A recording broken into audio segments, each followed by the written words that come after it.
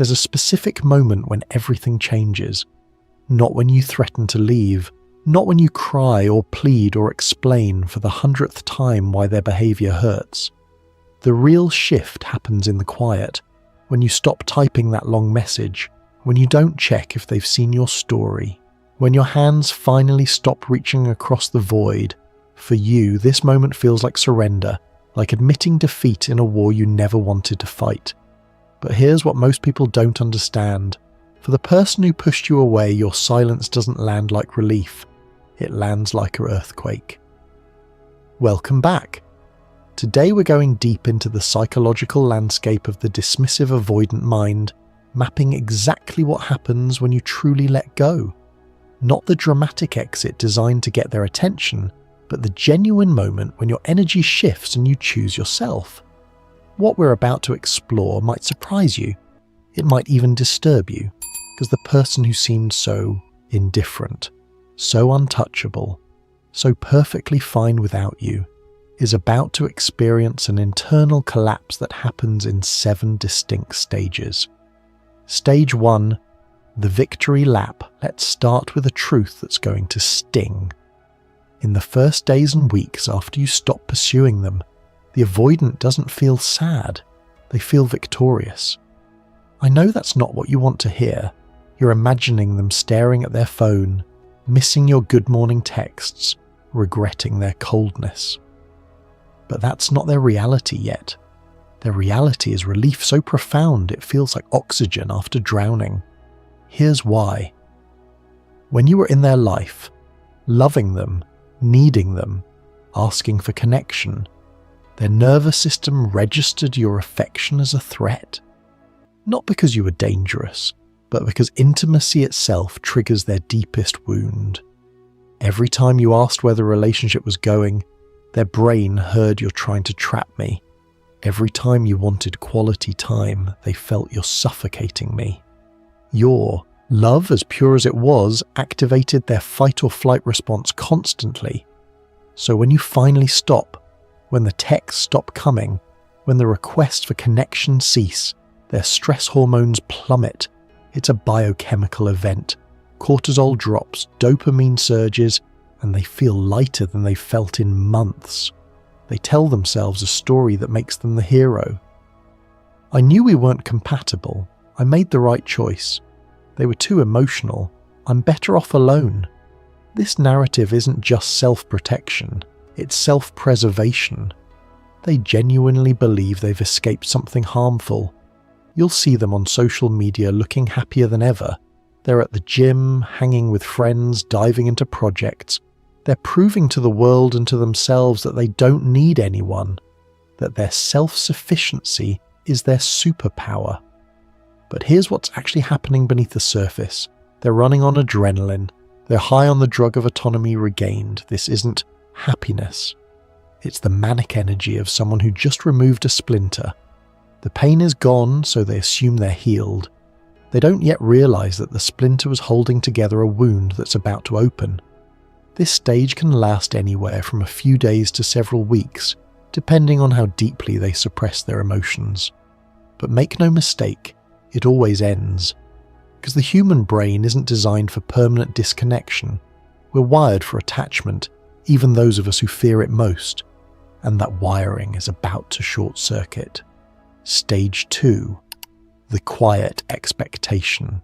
Something subtle begins to shift around the 3rd or 4th week. The avoidant celebration of freedom starts to feel a little hollow, though they won't consciously acknowledge this yet. Here's what's happening in their brain. For months, maybe years, you established a pattern. You were the pursuer, the one who initiated contact, the one who tried to fix things when they broke. Even when they pushed you away, their subconscious knew you'd come back. You always did. This created a neural pathway, a deeply carved groove in their mind that said no matter what I do, they'll return. This unconscious expectation provided them with something crucial: security in their insecurity. They could be distant, knowing you'd bridge the gap. They could be cold, knowing you'd bring the warmth. Your predictability allowed them to maintain their walls while still feeling wanted, but now you've broken the pattern. The text they expected at 8 a.m. never came. The weekend check-in didn't happen. The birthday message, usually sent with hopeful affection, was absent. At first, they barely notice. They're too busy enjoying their freedom. But the brain is a prediction machine, and when predictions fail repeatedly, it sends up warning flares. They start having small, fleeting thoughts. They haven't reached out. I wonder if they're okay. That's odd. They usually would have texted by now. These aren't feelings of missing you yet. Not quite. They're more like cognitive hiccups, moments where the expected script didn't play out.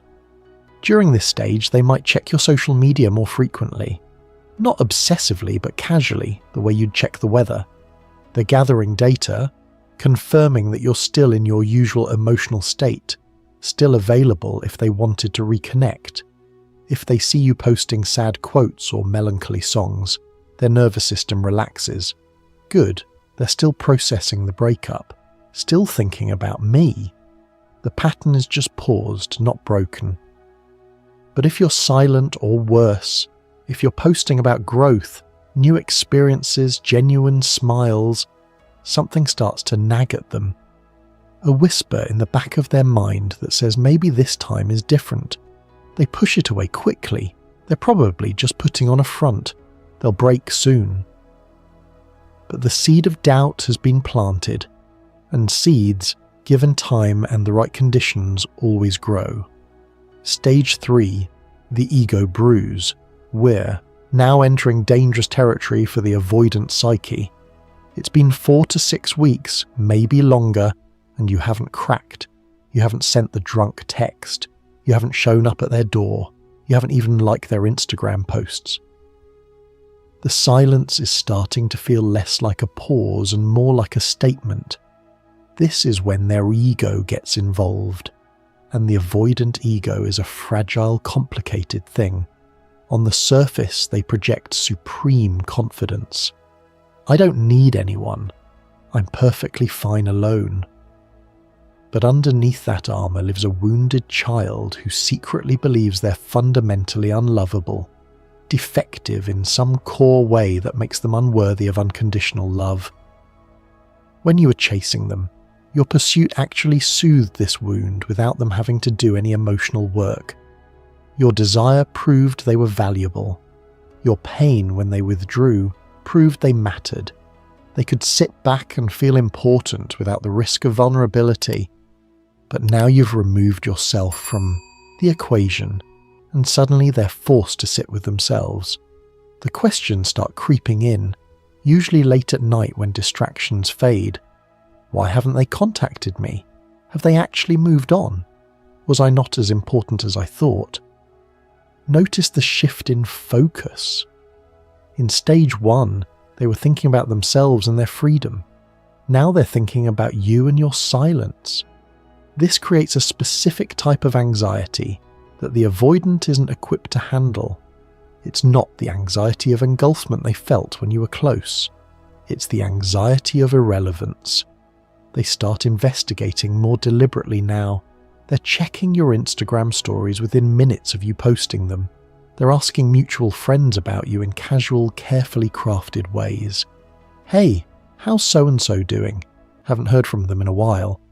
They might even drive past places you used to go together, telling themselves it's coincidence but secretly hoping to catch a glimpse of you looking miserable. Because your misery would restore the natural order. It would confirm that they still hold power, that they're still the prize. But you're not giving them that confirmation. And this absence of validation creates a cognitive dissonance that's deeply uncomfortable. Their logical brain insists they made the right choice in creating distance, but their emotional brain is screaming, but why aren't they fighting for us? This is the stage where some avoidants attempt to test the waters. They might send a random meme, a song that reminds them of you, a "Hey, how are you" text at 11 p.m. These aren't genuine attempts at reconnection. They're ego checks. They're sticking their toe in the water to see if it's still warm, if you're still waiting. And here's where most people fail. They see that text, their heart leaps, and they respond immediately with enthusiasm, pouring out feelings and hope.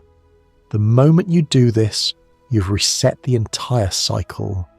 You've shown them that the supply is still there, that they still have power, and their anxiety immediately drops. Often, they'll ghost you again right after, because they got what they needed. Confirmation that they still matter. Stage 4. The phantom memory. If you've held strong through stage 3, if you didn't take the bait of their breadcrumbs, something remarkable and tragic happens in the avoidant's mind. They begin to idealize you. This usually occurs around the 2 to 3 month mark. The brain has a fascinating feature called the fading affect bias.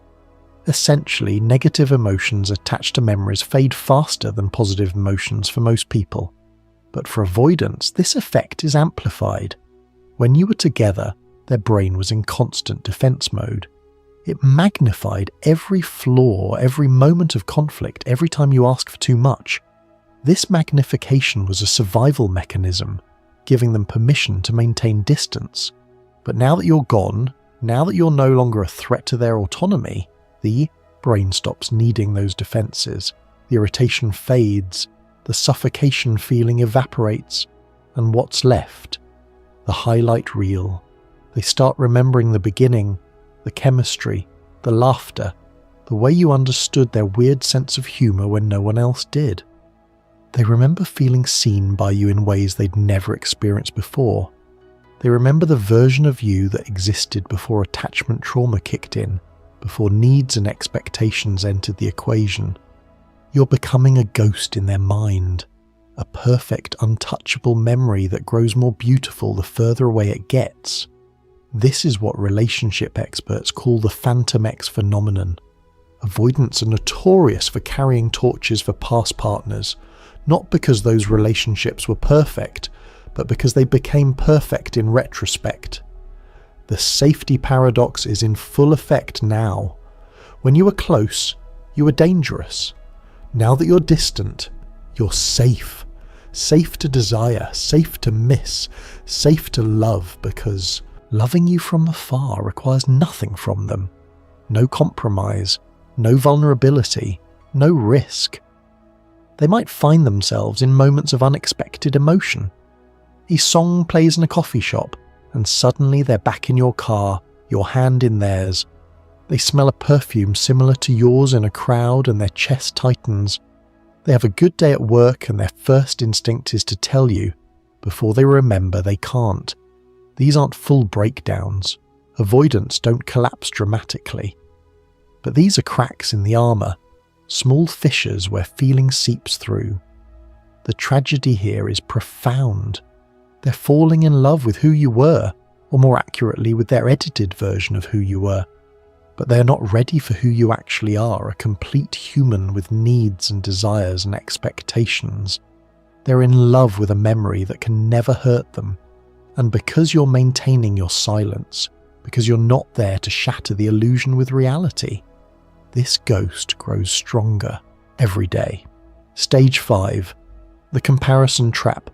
Around this time, many avoidants try to move forward.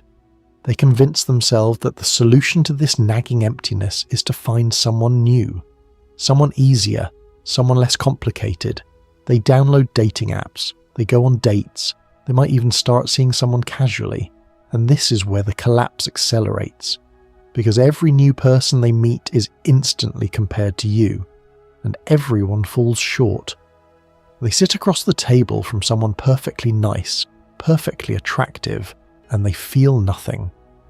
This person doesn't know that they take their coffee black with 1 sugar. This person doesn't understand why they go quiet when they're stressed. This person hasn't earned the right to their vulnerability because you did that work already. You put in the time, the patience, the emotional labour to understand their complicated inner world. What the avoidant interpreted as drama when you were together, they now recognise as depth. The passion, the intensity, the connection that felt suffocating now feels vital compared to the shallow small talk of a first date. They realize something devastating. They're bored. The peace they thought they wanted feels empty.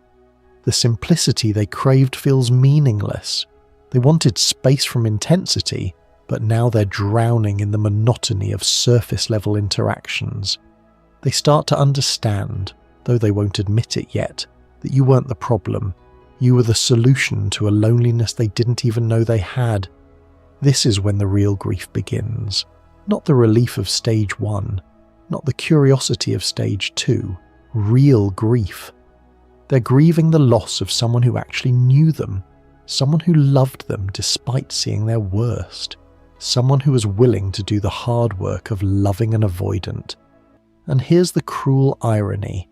The very thing that made you difficult for them, your depth, your emotional availability, your capacity for love, is exactly what they're now desperately missing.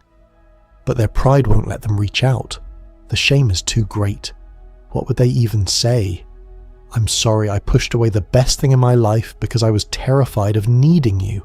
That's too vulnerable, too real, too much risk of rejection.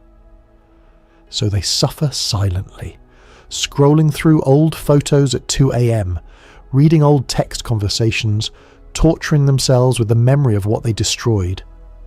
Stage 6, the internal reckoning. This is the stage where the avoidant's carefully constructed reality collapses entirely. All the defense mechanisms, all the stories they told themselves, all the blame they placed on you, it crumbles. They're forced to confront a truth they've spent their entire life running from. The problem was never you. It was always them. This realization usually comes in a moment of brutal clarity. Maybe they're lying in bed at 3 a.m, unable to sleep. Maybe they're in therapy, finally being honest. Maybe they see you unexpectedly and the wave of feeling that hits them is undeniable. Whatever the trigger, the dam breaks. They see it clearly now. You weren't too needy. You were human. You weren't too emotional. You were brave enough to feel. You weren't trying to trap them. You were trying to love them. And they punished you for it. This is the core wound activation. Deep in the psyche of most dismissive avoidants is a belief that they are fundamentally defective, incapable of love, incapable of connection. When you were around, they could avoid this belief by projecting the problem onto you. But now, with you gone and thriving without them, the projection fails. The voice in their head shifts from "you were too much" to "I am not enough." I had someone who loved me unconditionally and I destroyed it. I'm broken. I'll always be alone. This is where some avoidants have genuine breakthroughs. Their pain becomes greater than the fear, and they finally become willing to change, to seek help, to do the work of healing their attachment, trauma. But others spiral deeper into shame. The guilt of what they've done becomes so overwhelming that they shut down completely. They decide they don't deserve to reach out. They don't deserve your forgiveness. They convince themselves that the kindest thing they can do is leave you alone. Let you find someone better, someone who can love you the way you deserve. Both responses come from the same source, the devastating recognition that they are the author of their own loneliness. That every time someone got close, they built the walls higher, and now those walls aren't protecting them, they're imprisoning them. Stage 7, the point of no return. We arrive at the final stage, the moment of ultimate truth. By now, months have passed. You've done the work to heal. You've rebuilt your life. You've remembered who you were before you became consumed with saving someone who didn't want to be saved. And the avoidant sees this transformation. They see you laughing in photos, they see you confident, whole, radiant. And it terrifies them more than anything else in this journey. Because your happiness without them proves what they feared most. They weren't essential, they were optional. This creates the final power inversion. Throughout the entire relationship, you needed them more than they needed you. Your need gave them control, gave them value, gave them purpose. But now you've proven you don't need them. You've proven you can not only survive without them, but thrive. And suddenly they realize what they've lost. Not just a partner, their safe harbor. The one person who saw past their walls and loved them anyway. The one person willing to do the exhausting work of understanding them. At this crossroads, two paths emerge. Path 1, they break. The pain of losing you becomes greater than the fear of vulnerability, and they come back with genuine accountability. They show up ready to do the real work, to enter therapy, to dismantle the patterns that destroyed the relationship. This is the rock bottom that creates transformation. But path 2 is more common. The shame becomes unbearable. They cannot face the mirror you're holding up. They cannot risk the rejection of reaching out and being turned away. So they retreat into silence, choosing to live with your ghost rather than face the real you. They'll carry you like a scar. You'll become the standard against which everyone else is measured, and everyone else will fail. They'll watch you from the shadows, loving you in silence, regretting in silence, paralyzed by the very fear that destroyed the relationship in the first place. It's a tragedy, but it's not your tragedy anymore. Here's what I need you to understand. Whether they come back or whether they suffer in silence, whether they transform or whether they repeat the pattern with someone new, none of that determines your worth. You didn't fail. You didn't give up too soon. You didn't love wrong. You simply recognize that you cannot heal. Someone who refuses to acknowledge they're wounded. You cannot build a home with someone who's terrified of shelter. The 7 stages we just walked through, they're not about you winning or losing. They're simply the natural consequence of emotional physics. When you stop chasing, the runner has to face why they're running. Your only job now is to keep walking forward.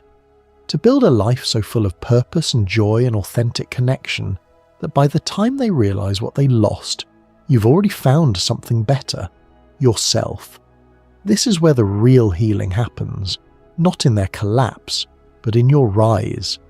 Thank you for watching. If this resonated with you, you're not alone in this experience. See you in the next one.